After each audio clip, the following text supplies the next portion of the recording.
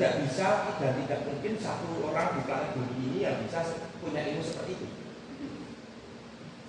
Berarti kalau ibu membuat guidelines atau tutorial atau SOP, berarti tidak ada satupun orang yang bisa melakukan itu selain itu. Kalau itu baru bisnis, itu bisa berbuat. Itu karyawan. Karena bisa nggak bisa delegasi, karena ini cuma satu. Ini kayak kerasakti tadi, cuma satu kerasakti. Meskipun muridnya tong samcong, kerasakti satu. Bagaimana? Oke, sekarang ini tak tembak ya. Ini belum. Edukasi lama sekali nggak jajan. Sebentar. Edukasi lama. Alasannya apa? Jangan nggak usah jawab ya. Aku yang tebak ya. Kamu tinggal anu atau bebek. Oke? Kenapa pada edukasi lama? Satu, instruksinya tidak jelas. Saya jangan ngomong bu. Jangan saya dia. Bebek atau anu ya? Karena instruksinya tidak jelas. Satu. Jujur harus jujur. Ini kan tidak personal. Tidak personal. Gimana? Apakah instruksinya tidak jelas? Betul? Betul. Oke. Dua. Ibumu tidak pernah mendefinisikan bagus dan jelek pemahaman itu seperti apa. Betul apa enggak? Jadi bagus menurut ibumu itu dan menurut dirimu. Jadi kamu jangan pintar atau bodoh, tidak ada parameter angkanya. Jadi kamu mau berusaha semaksimal apapun atau jangan bodoh sama bapak ibu. Betul? Enggak. Aku nggak kenal bu. Oke. Dua. Tiga. Apakah instruksi yang dibuat oleh ibumu tidak pernah tertulis? Kebanyakan cuma omongan. Dan jujur. Ada tertulis. Siapa nulis? Ibu mau orang lain? Ibu. Apakah tulisan tersebut menggunakan kata-kata multitafsir? Multitafsir itu misalkan makan ini, nah makan itu berapa biji? Misalkan ini penjelasan ini bakteri apa? Berarti ada kata-kata bersayap di situ. Sehingga membuat dirimu susah banget memahami. Apa bisa seperti itu? Oke, saya ya. Oke. Catatan lagi. Apakah ibumu kemudian melakukan istilahnya itu hands-on training? Kamu di training nggak di depan ibumu? Oh, kamu mau menjelaskan kuat-kuatnya saya customernya, misalkan Abimon siapa customernya, terus ibu mengkoreksi. Kamu nggak melakukan seperti itu? Pernah. Terus apa yang dilakukan sama ibu? Karena ada simulasinya nih. Apa ini?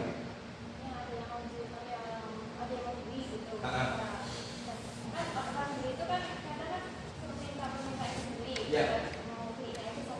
Ya. Saya itu ingin jelasin, ya kamu tawarnya jangan itu toh, harus yang lain, harus itu, harus itu juga. Kenapa alasannya? Ya udah laku. Ya udah gitu. Nggak berarti instruksinya salah dong. Sekarang kalau saya nggak bisa beli. Ini satu paket. Ya. Berarti ibu tidak menjual eceran. Lah kenapa sudah menjual eceran? Kenapa orang mau beli kita makin bersulit? Jadi kalau ini misalnya ya, ini harganya sama ini gitu, satu paket. Tapi itu jual eceran kan? Yang tidak jual eceran harus komitmen dengan itu kan? Kalau memang tidak menginginkan jual eceran ya disolasi ya bu. Nah, disolasi. Jualnya satu set. Jangan sampai. Lah aku mau tunggu kok dipersulit. Aku beli bukan untuk aku. Banyak orang berpikir akan nggak nyaman. Nggak cukup. Karena aku merasa loh, aku mau beli. Segera pengen tak minum malah aku balik itu punya S2 saya SMA kali. Jadi customer nggak nyaman. Sekarang tak tanya pernahkah ibu menguji diri atas kinerja penjelasan dan jujur? Sekarang ibu ini anak kecil, kamu belajar ya. Suatu saat ujian. Satu, lagi anak kecil masalah belajar ya. Besok Senin ujian. Kalau lulus tak beli bensin. Ada rewardnya. Anak itu kira-kira mana yang ujian? Orangnya sama, makanannya kodoh, bapaknya kodoh, semuanya sama. Yang mana yang ujian? Karena manusia itu mengikuti namanya positive reinforcement system. Itu adalah logika pemikiran ada di primata. Primata manapun, monyet dengan segala macam spesies, termasuk orang hutan semasa. Dikasih pisang, tepuk tangan. Dikasih pisang, tepuk tangan. Jadi dia tepuk tangan bukan untuk menyelamati dirimu. Saya nggak peduli kamu mau senyum nggak senyum. Saya tepuk tangan karena saya tahu ketika tepuk tangan saya dapat pisang. Nah bayangkan mbak ini melakukan segala macam usaha untuk kembali ibunya, dipuji sekali oleh apa? Kira-kira random nih, kamu sebagai anak punya ibu, kamu sudah segiat apapun membantu ibumu, dipuji sekalipun tidak pernah. Kira-kira semangatmu tambah naik apa tambah turun? Tambah turun. Dan terus ketika tambah turun, apakah berarti pemahamanmu lebih cepat atau lebih lambat? Berarti saya kalau jadi bapakmu harusnya saya kasih hadiah. Harusnya saya kasih ujian nggak?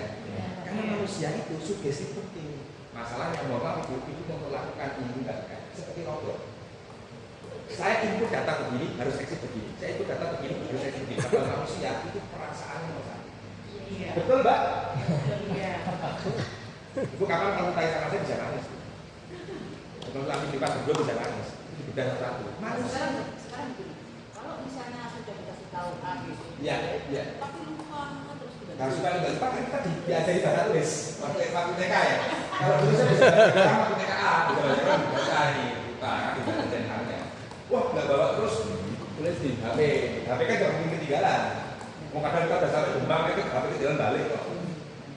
Ayo, apalagi yuk. Sekarang saya fokus dulu. Oke, nyerah dia. Ada banyak yang ini kok produk bagus, ada produk. Bagus untuk siapa? Mana sebutnya? Tadi sudah. Untuk kesehatan dia mana? Mana? Nggak ada. Yang ini. Mana bu? Jangan ngomong untuk kesehatan itu sehat yang mana? Tapi saya sudah ngomong dari. Lah yang mana? Saya akan bertanya. Ya. Bagaimana cara mempromosikan sesuatu yang bagus tanpa harus kata-kata, tapi dengan tulisan. Kemudian. Ya ditulis caranya. Secara BB pun tidak boleh. Nah, kan itulah yang namanya kalimat yang berkias. Kalau yang berkias, contohnya bu, ini bu ya. Bu, saya ini selalu bantu orang. Satu sedekah ada 500 juta. Satu orang tidak pernah menyakiti orang. Itu kan punya bahasa saya baik. Tidak perlu saya ngomong saya baik ya. Itu bahasa berkias. Itu biasa punya klien klinik gigi, klinik Pratama, semua produk-produk yang diatur oleh dinas kesehatan, semuanya tidak boleh mempromosikan di sini. Itu aturan etika dari segala macam profesi di Indonesia. Tapi bahasanya bisa dipinting.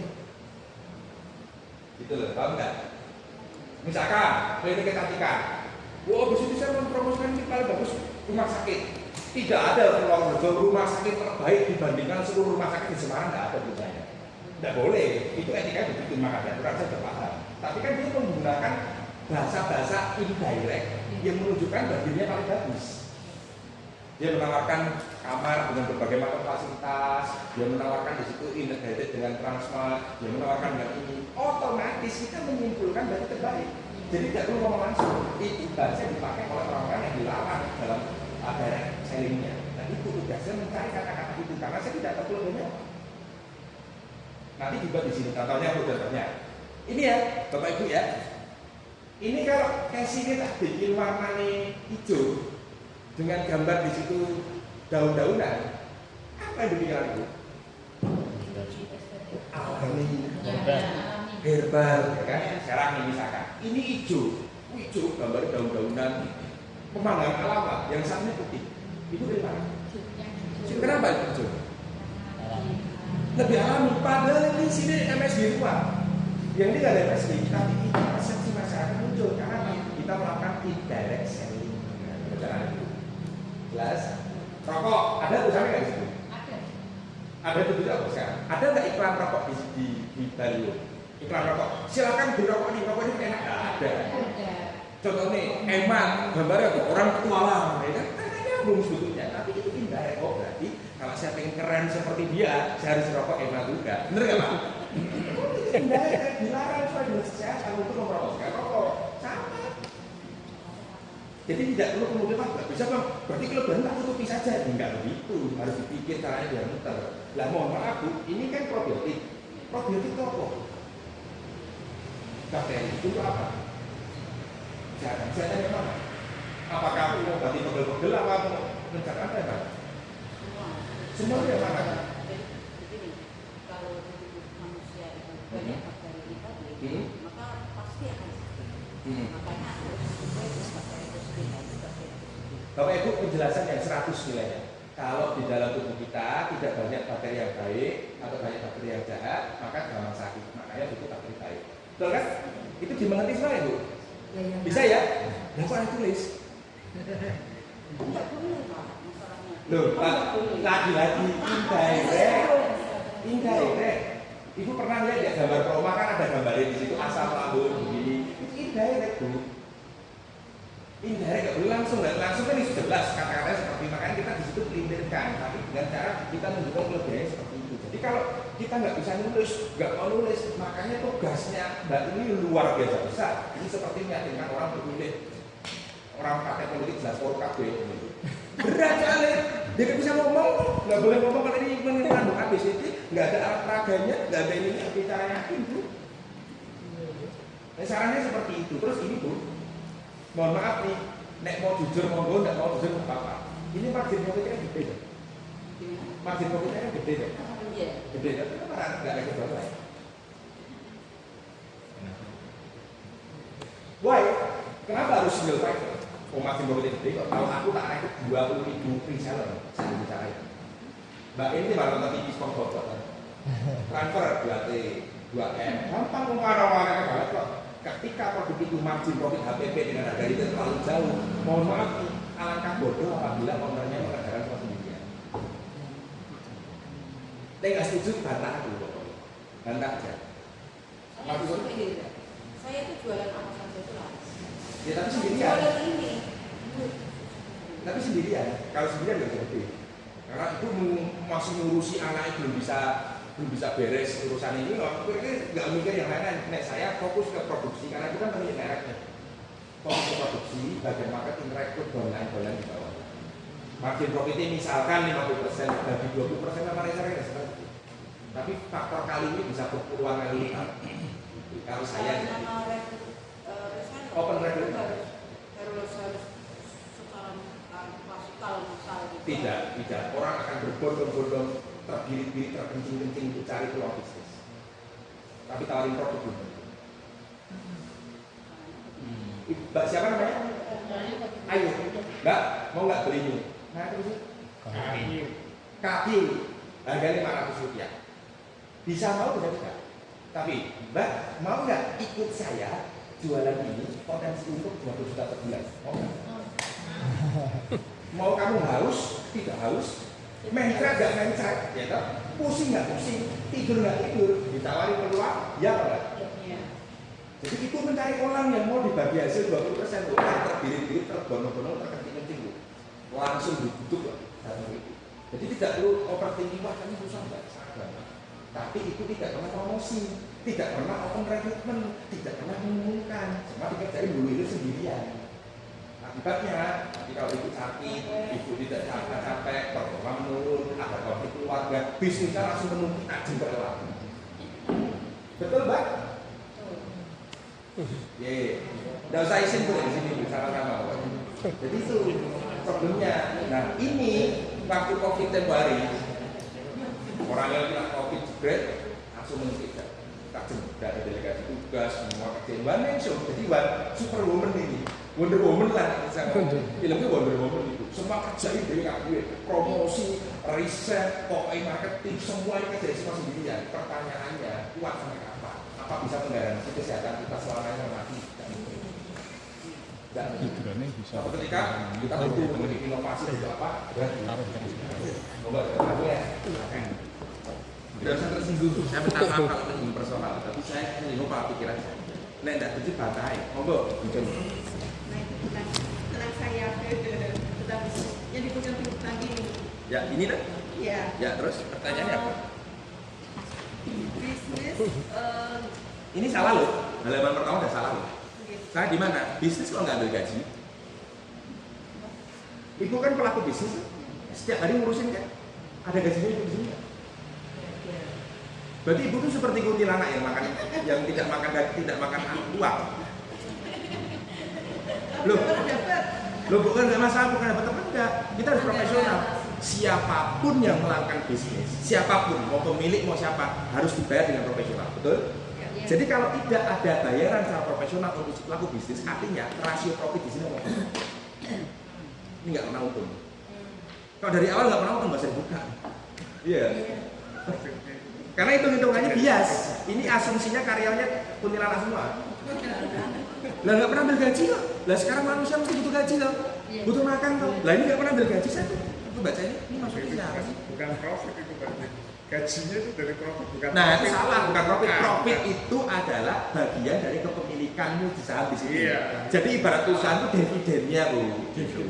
Tapi eksekutornya sebagai direktur, sebagai apa, harus ambil gaji secara proporsional. Kenapa? Karena suatu saat kita pasti akan nyuruh orang lain untuk menggantikan kita. Ketika kita nyuruh orang lain menggantikan kita, nggak mungkin dia nggak dibayar. Jadi ketika dari awal nggak pernah gaji diri sendiri, begitu nyuruhan orang, tiba-tiba kaget kok pengeluaran terlalu besar. Paham ya Bu? Lainnya KB nggak ada modal kerjanya, KB bisnis untung KB. Tuyul semua berarti itu yang melayani dan kawan-kawan. Ayo Bu. Nah sekarang Ibu mau nggak dibayar satu bulan 1,5 juta? Tidak mau. Bayar berapa? 5 juta. Hari masuk 5 juta lunas Bu. Sebelum Ibu bertanya, jawab psikologi. Artinya loh, Mas Kimi, ini sudah jelas, ini tidak bisa untuk nih, tidak bisa untung nih. Terus apa yang kita lakukan? Opsinya cuma dua. Merampingkan yang namanya pengeluaran atau memperbesar skala. Kalau merampingkan, tugasmu bikin SOP yang rapi supaya orang-orang nggak penting dibuang. Tapi kalau mengembangkan skala, tugasmu marketing dan data bengek dan review dan data bengek dan seterusnya. Jadi dua hal terpisah. Biasanya orang milihnya merampingkan karyawan, tidak mikir gimana mengembangkan. Makanya munculnya fixed mindset. Untuk jadi kaya, caranya bagaimana? Nggak pernah ada orang kaya itu. Itu fixed mindset. Gimana? Tahu kekurangan diri sendiri, dari bisnis sendiri, dari mendengarkan itu sudah banyak kita. Iya, nah inilah. Nanti dapat semua kita. Monggo, piye? Itu kan banyak dialami oleh pengusaha-pengusaha skala bulan lah ya, kayak saya gitu. Jadi, Apa yang dialami apa? menggaji Tidak menggaji diri sendiri maksudnya. Maksudnya kan nggak bisa sebetulnya saya melihat ya. Karena ini kan kaitannya dengan omset yang tidak mumpuni, yang tidak cukup ya. Nah kenapa tidak cukup itu dicari tahu kenapa? Nah, makanya sebelum titiknya kan gitu Pak. Jadi kan bagaimana kita membesarkan omset, bukan bagaimana kita mengganti diri sendiri. Oh, menurut saya itu berarti kesalahan dalam anggaran di awal. Harusnya ketika kita bikin bisnis tidak bisa berekspektasi hari pertama langsung untung. Makanya misalkan kita punya budget 100 juta, tidak boleh dipakai untuk semua bisnis 100 juta.